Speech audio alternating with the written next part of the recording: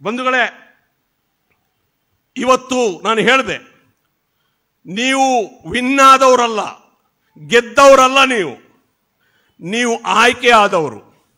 ಯಾರು ನಿಮ್ಮನ್ನ ಆಯ್ಕೆ ಮಾಡಿರೋದು?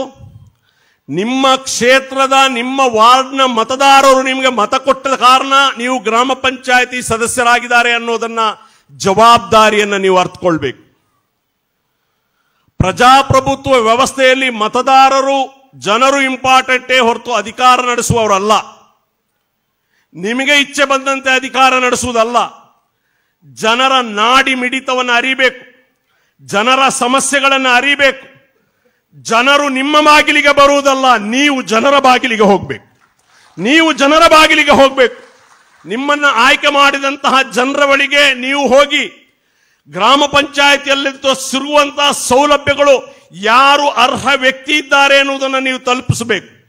ಈ ಸಂದರ್ಭದಲ್ಲಿ ಇಲ್ಲಿರುವಂತಹ ಎಲ್ಲ branch committee, ward committee, panchayat ಕಮಿಟಿಯ ಪದಾಧಿಕಾರಿಗಳಿಗೆ, ಕ್ಯಾಡರ್ಗಳಿಗೆ ನನ್ನ ಕಿವಿ ಮಾತು ಇಷ್ಟೇ.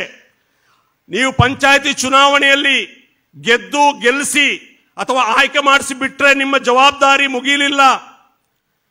ಎಸ್ಡಿಪಿಯ ಒಬ್ಬ ಗ್ರಾಮ ಪಂಚಾಯಿತಿ ಸದಸ್ಯ ಅಂತಂದ್ರೆ ಈ ದೇಶದ ಪ್ರಜಾಪ್ರಭುತ್ವ ವ್ಯವಸ್ಥೆಗೆ, ಈ ದೇಶದ ರಾಜಕೀಯಕ್ಕೆ ಒಂದು ಮಾಡೆಲ್ ಆಗಬೇಕು. ನೀವು ಒಂದು ಮಾಡೆಲ್. ತನ್ನ ಮನೆಯನ್ನು ನಡೆಸಲಿಕ್ಕೆ, ತನಗೆ ಬೇಕಾದ ಹಾಗೆ ಆಡಳಿತ ಮಾಡಲಿಕ್ಕೆ ಅಲ್ಲ ನಿಮ್ಮನ್ನ ಆಯ್ಕೆ ಮಾಡಿ ಕಳಿಸಿರುವಂತದ್ದು.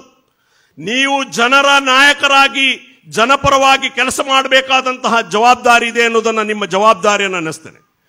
ಒಂದು ವಿಷಯ ನಾನು ಸ್ಪಷ್ಟವಾಗಿ ಹೇಳ್ತೇನೆ, ನಮ್ಮ ಗ್ರಾಮ ಪಂಚಾಯಿತಿ ಸದಸ್ಯರು ನಮ್ಮ ಪಕ್ಷದ ಆಶಯಗಳ, ಪ್ರಜಾಪ್ರಭುತ್ವ ಆಶಯಗಳ ವಿರುದ್ಧವೇನಾದರೂ ನೀವು ನಡೆದ್ರೆ ಯಾವ ಕಾರಣಕ್ಕೂ ಪಕ್ಷ ಅದನ್ನ ಸಹಿಸಲ್ಲ ಅನ್ನೋದನ್ನು ನೀವು ಅರ್ಥ ಮಾಡ್ಕೊಳ್ಬೇಕು.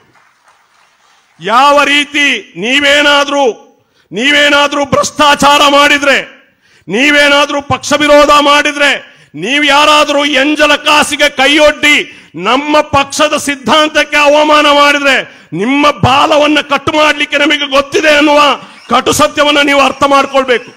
ಯಾಕೆಂದ್ರೆ ಈ ಪಕ್ಷವನ್ನ ಕಟ್ಟಿರುವುದು ರಕ್ತವನ್ನ ಸುರಿಸಿ, ಬೆವರನ್ನ ಹರಿಸಿ,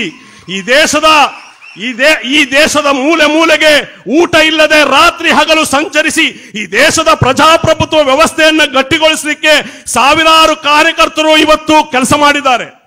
ಕ್ಷುಲ್ಲಕ ಕಾರಣಗಳಿಗಾಗಿ, ಯಾವುದೇ ಸಕಾರಣವಿಲ್ಲದೆ ಎಸ್ಡಿಪಿಐ ಅನ್ನೊಂದು ಕಾರಣಕ್ಕೆ, ಸಂವಿಧಾನ ಮಾತಾಡ್ತಾನೆ ಅನ್ನೋ ಕಾರಣಕ್ಕೆ ಜೈಲಿನಲ್ಲಿದ್ದಾರೆ ಇವತ್ತು.